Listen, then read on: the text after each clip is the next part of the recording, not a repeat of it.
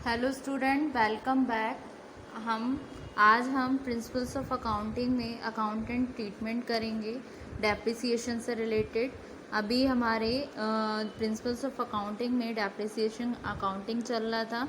Previous videos में मैंने आपको अकाउंटिंग इसमें डेप्रिसिएशन अकाउंटिंग में इसका कंसेप्ट समझाया हुआ है। उसके हमने इम्पॉर्टेंट फैक्टर्स किए थे क्या क्या फैक्ट पड़ता है जब डेप्रिसिएशन चार्ज करते हैं तो, और जब चार्ज नहीं करते हैं तो, ये सारा हमने पढ़ा हुआ है। तो आज हम अकाउंटिंग ट्रीटमेंट करेंगे डेप्रिसिएशन के। तो जो अमाउंट होती है डेप्रिसिएशन की वो चार्ज होती है ड्यूरिंग द अकाउंटिंग पीरियड, जो रिकॉर्डेड की जा सकती है बुक्स ऑफ अकाउंटिंग में दो मेथड के थ्रू, जिसमें फर्स्ट मेथड होता है आपका when no accumulated depreciation account is open, जब कोई अक्यूमुलेटेड डेप्रिसिएशन अकाउंट ओपन ना हो। फिर सेकंड मेथड होता है when accumulated depreciation account is to be open, जब ओपन होगा। ठीक है, तो जो दो मेथड है इससे रिलेटेड हम एंट्रीज करते हैं। तो फर्स्ट कंडीशन आती है आपकी when assets is purchased for cash, जो एसेट्स है वो परचेज हो रहा है आपका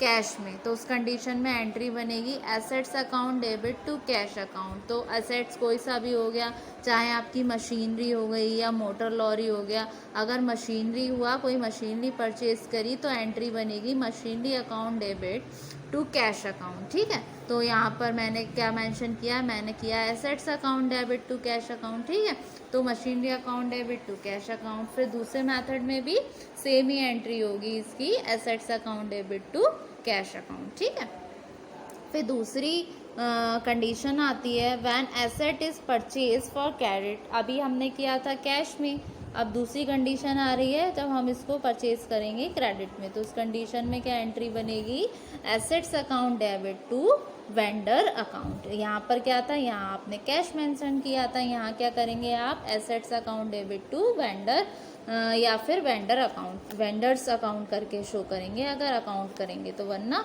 वेंडर अकाउंट ऐसे करके। तो ये क्या हुआ, ये आपकी एंट्री हुई। अगर मशीनरी हुई तो क्या एंट्री बनेगी, machinery account debit to vendor account. फिर सेकंड मेथड में भी सेम ही एंट्री होगी आपकी, assets account debit to vendor account. ठीक है, अब थर्ड कंडीशन आती है जब हम प्रोवाइड करते हैं डेप्रिसिएशन। डेप्रिसिएशन आपको क्वेश्चन में गिवन होगा 10%, 20% एज पर क्वेश्चन रिक्वायरमेंट, जो भी मेंशन होगा क्वेश्चन में होगा। जब हम प्रोवाइड करेंगे डेप्रिसिएशन तो उस कंडीशन में क्या एंट्री बनेगी आपकी, depreciation account debit to assets account. ठीक है, तो ये एंट्री बन गई आपकी एसेट, जैसे कि मैंने बताया मशीनरी हुई, मोटर लॉरी हुई, तो depreciation account debit to machinery account. ठीक है, अब दूसरी कंडीशन में भी एंट्री क्या बनेगी, यहाँ पर आपने जस्ट डेप्रिसिएशन अकाउंट लिखा।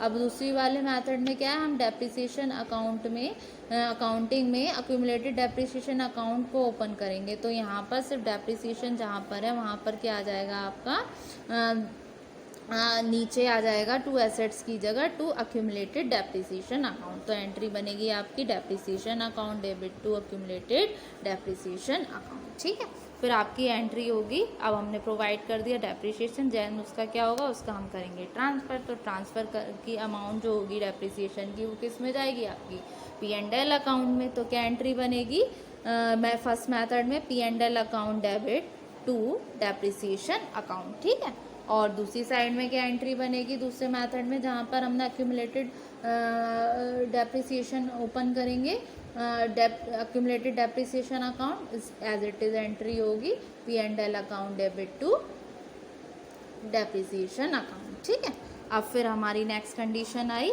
अब हम सेल करेंगे उस एसेट्स का। जब अभी हमने पहले प्रोवाइड करा डेप्रिसिएशन, फिर हमने ट्रांसफ़र करा अमाउंट को डेप्रिसिएशन की P&L अकाउंट में, फिर हम सेल करेंगे उस एसेट्स को। तो क्या एंट्री बनेगी, bank account debit to assets account. ठीक है, अब दूसरी साइड में क्या एंट्री बनेगी, दूसरी में भी सेम ही एंट्री बनेगी, bank account debit to assets account. ठीक है, फिर अब नेक्स्ट कंडीशन आएगी जब फॉर प्रॉफिट और loss on sale of asset.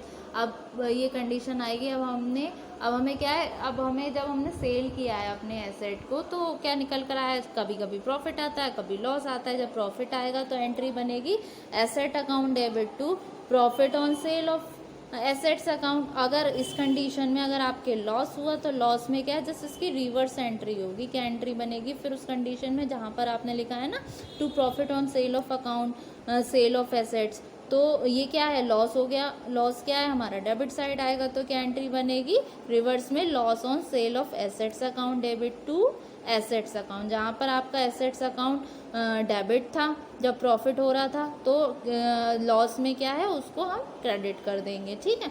अब दूसरी साइड में क्या एंट्री बनेगी, दूसरी साइड में भी सेम ही प्रोसेस रहेगी। तो क्या एंट्री बनेगी जब प्रॉफिट होगा, तो assets account debit to profit on sale of assets account, ठीक है, टू प्रॉफिट। और लॉस होगा तो क्या एंट्री बनेगी, reverse loss on sale of assets account debit to assets account, ठीक है।